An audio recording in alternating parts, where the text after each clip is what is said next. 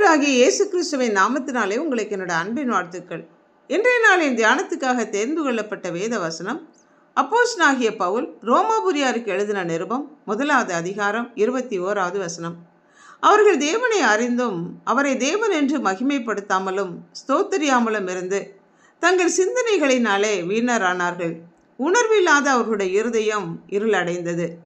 இந்த உலகத்தையும் அதில் உள்ள யாவையும் தன்னையும் படைத்த தேவனை அவர்கள் அறிந்தும் அவரை மகிமைப்படுத்தாமலும் அவருக்குரிய கனத்தை கொடாமலும் அவரை அங்கீகரியாமலும் இருந்து இருதயத்திலே நன்றி உணர்வு இல்லாமல் தேவனை அறியும் அறிவை பற்றி கொண்டிருக்க மனதில்லாமல் தங்கள் சிந்தனைகளினாலே வீணராக உபயோகமற்றவர்களாக மதிப்பற்றவர்களானார்கள். அதன் விளைவு அவர்களுடைய இருதயம் இருள் அடைந்தது. ஆவிக்குரிய நிலையில் மரித்தவர்கள் ஆனார்கள். தேவன் அருவருக்கிற பல காரியங்களை செய்து அழிவில்லாத நித்திய உன்னதமான தேவனுக்குரிய அவருடைய மகிமையை அழிந்து போகக்கூடிய மிருகங்கள், பறவைகள், ஊரும் பிராணிகளாகிய உருவங்களுக்கு ஒப்பாக மாற்றி சிலைகளை செய்து வணங்கி தேவனுடைய கட்டளைகளை மீறி தேவனை மட்டுப்படுத்தி அலட்சியம் பண்ணினார்கள். அதன் விளைவு தேவன் அவர்களை கைவிட்டதுனால அடுத்தடுத்த பல பாவ காரியங்களை, தேவன் வெறுக்கிற காரியங்களை செய்ய ஆரம்பித்தார்கள்.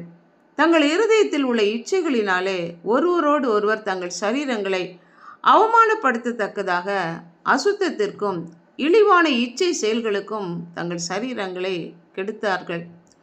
ஆண்களும் பெண்களும் சுபாவப்படி தங்களை அனுபவியாமல் சுபாவத்துக்கு விரோதமாக ஆண் ஆணோடே பெண் பெண்ணோடே, அதாவது அவலட்சணமான ஓரினை சேர்க்கையாளர்களாக மாறி தேவன் அருவருக்கிற காரியங்களை செய்து கேடான சிந்தை உள்ளவர்களானார்கள்.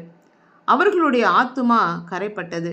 அதன் விளைவாக அநியாயம், வேசித்தனம், துரோகம், குரோதம், பொருளாசை, பொறாமை, கொலைவெறி, வஞ்சகம், அகந்தை உள்ளவர்களாக பொல்லாதவர்களை யோசித்து பிணைக்கிறவர்களாக மாறினார்கள்.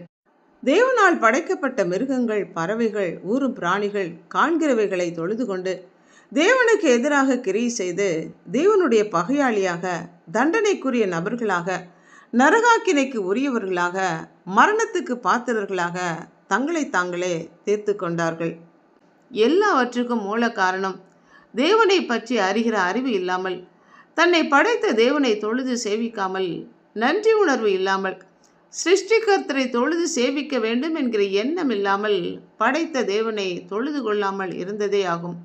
நாம் தவறு செய்யும்போது, உணர்த்தப்படும் போது தேவனுடைய மன்னிப்பு கேட்டு முற்றிலுமாக அதிலிருந்து விடுபட்டு நாம் பெறுகிற ஒவ்வொரு ஆசீர்வாதத்துக்கும் நற்காரியத்துக்கும் உரிய கனத்தையும் மகிமையும் தேவன் ஒருவருக்கே செலுத்தி அவருக்கே உரிய துதிபலி, நன்றி பலிகளையும் உதடுகளின் காளையாகிய ஸ்தோத்திர பலிகளையும் அனுதினமும் எந்நேரமும் ஏறெடுக்க கடமைப்பட்டிருக்கிறோம்.